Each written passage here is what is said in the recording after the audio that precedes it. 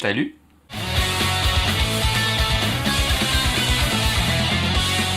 Alors, nouvelle vidéo, nouveau format, nouveau cadrage. Que de nouveautés dans ce pays. Alors aujourd'hui, on part sur un story time. C'est mon premier, donc dis-moi dans les commentaires si j'ai des choses à améliorer, sûrement.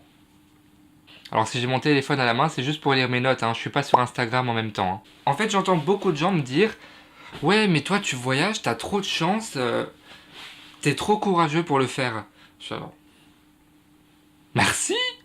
Merci beaucoup de ce mérite que vous me donnez. Mais non, franchement, non, je suis pas du tout courageux. Parce que le premier jour où je suis arrivé à Tokyo, j'étais tellement au bout de ma vie, j'avais pas d'internet, je savais pas où j'étais perdu dans la plus grosse ville du monde.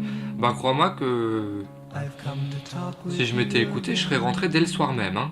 Mais non, à vrai dire, pour moi, le voyage, c'est pas une question de courage.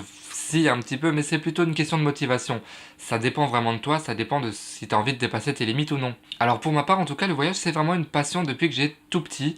Ma mère étant chanteuse de gospel, elle faisait souvent des petites tournées à droite à gauche. Ça c'est du gospel pur.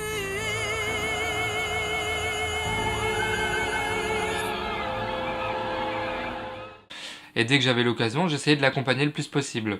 Alors mes parents, ils me faisaient trop rire, tu vois, genre, ils s'essayaient de me cacher les voyages. Alors pendant 2 semaines, ils étaient en train d'en parler entre eux, genre en mode messe basse, tu vois, genre, comment ça va se passer, etc. Est-ce qu'on emmène le petit ou pas? Bien sûr qu'ils ont intérêt à m'emmener. Et donc ouais, au bout de 2 semaines, ils venaient me dire genre « Ouais, Jean-Philippe, est-ce que tu peux venir dans le salon, s'il te plaît ?» Alors bien sûr, je feignais l'ignorance, j'avais le sourire du ravi de la crèche jusque-là, mais j'étais là genre « Oui, maman, qu'est-ce qu'il y a ?» Ma mère me demandait avec le plus grand calme et le plus grand naturel « Est-ce que ça te tenterait un petit voyage de 2 semaines en Martinique ?» Non, écoute, maman, c'est vraiment tendu cette semaine parce que j'ai vraiment beaucoup de devoirs et pour mon orientation scolaire, c'est pas sérieux que je parte 2 semaines à l'autre bout du monde à m'éclater. Il vaudrait peut-être mieux que je reste en France à étudier pour savoir qu'est-ce que je vais faire de ma vie plus tard. Enfin bref, on arrive ensuite à la fin du collège, toutes les questions d'orientation, patati patata, et les histoires de lycée de secteur. Alors, tu sais qu'en général, les élèves essayent d'éviter le lycée de secteur. Enfin, non, en fait, il y a 80% des élèves qui veulent éviter le lycée de secteur, mais qui ne font rien pour le faire, donc ils se retrouvent quand même là-bas. Et il y a 20% des élèves qui se disent « Le lycée de secteur, c'est hors de question pour moi, je veux me barrer. » Eh bien, je fais partie de ces 20%. Oui, monsieur. Et donc, je me suis retrouvé dans le lycée international des pontonniers de Strasbourg, autrement appelé Poudlard.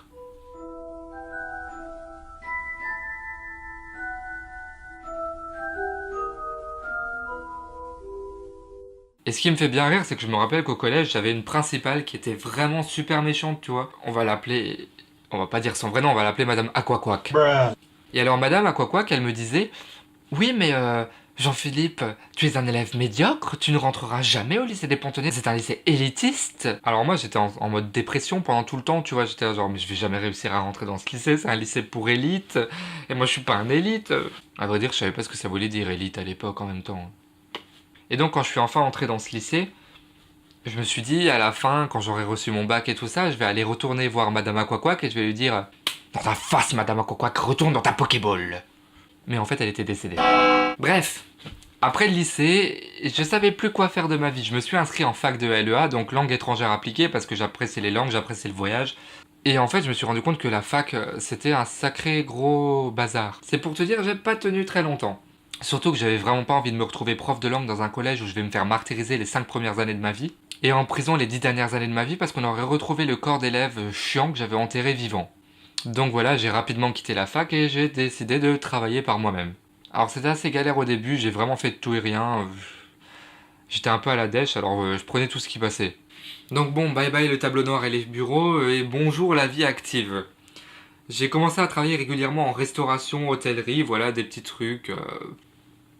Mais bon, après, voilà, c'était en commençant en bas de l'échelle que j'avais réussi à grimper tout doucement et je me suis retrouvé en fait réceptionniste dans un hôtel. Et là, je me suis dit au bout d'un an, c'est bien.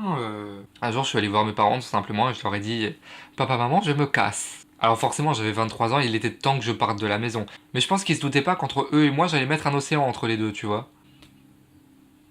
Ça leur a fait un petit choc.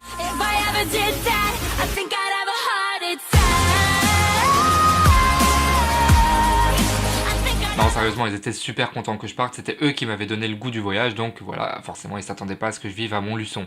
Et c'est là que je me suis rendu compte qu'en fait, il y avait une grosse différence entre les parents et les enfants. Parce que moi, quand je suis parti de la maison, j'étais en mode ouais, super, j'ai mon indépendance, je suis un fou, je suis un schlag. Mais cette période d'euphorie, ça a pas duré longtemps. Au bout de 2 semaines, j'étais en train de chialer quand je voyais qu'il fallait faire sa lessive soi-même, sa vaisselle soi-même, répondre au courrier soi-même. C'est chiant le courrier quand même. Oui, parce que les gens là qui vont me dire ouais, moi je parle trop bien anglais. Mais tu parles bien anglais, voilà, pour parler de façon normale. Mais dès que t'as des trucs administratifs en anglais, c'est chiant déjà qu'en français j'y comprends rien. Alors imagine-toi en anglais et imagine-toi maintenant au Japon. J'ai trouvé une bonne technique au Japon en fait, quand je sais pas ce que ça veut dire et que je vois pas de chiffre à payer ou de code barre, je le jette à la poubelle. Bah c'est bon, ça fait maintenant 7 mois que je fais ça, je suis toujours pas allé en prison, c'est qu'il y a pas de souci. Enfin bref, et du côté de mes parents, ils étaient super tristes au début, ils se sentaient un peu seuls, voilà, genre on passe de 3 à la maison à plus que 2 et qu'est-ce qu'on va faire? Et finalement, 6 mois plus tard, ils se sont mis tous les deux à la retraite bien avant l'âge normal, et ils ont décidé d'en profiter. Bah bordel, ils avaient jamais profité comme ça quand moi j'étais là, hein.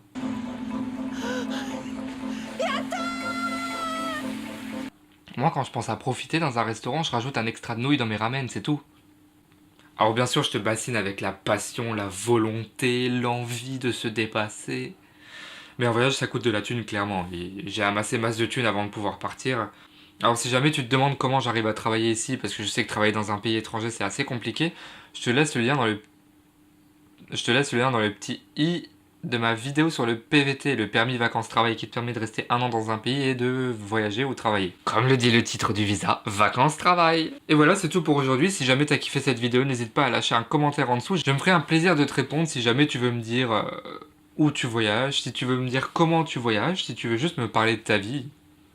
Moi, ça me fait plaisir. Et je te ferai pas payer 95 € les 45 minutes. Voilà, et si tu veux continuer à me soutenir, n'hésite pas à partager ma vidéo, à lâcher un pouce bleu et surtout abonne-toi pour voir les suivantes. Je n'ai plus qu'à vous dire ciao les reporters!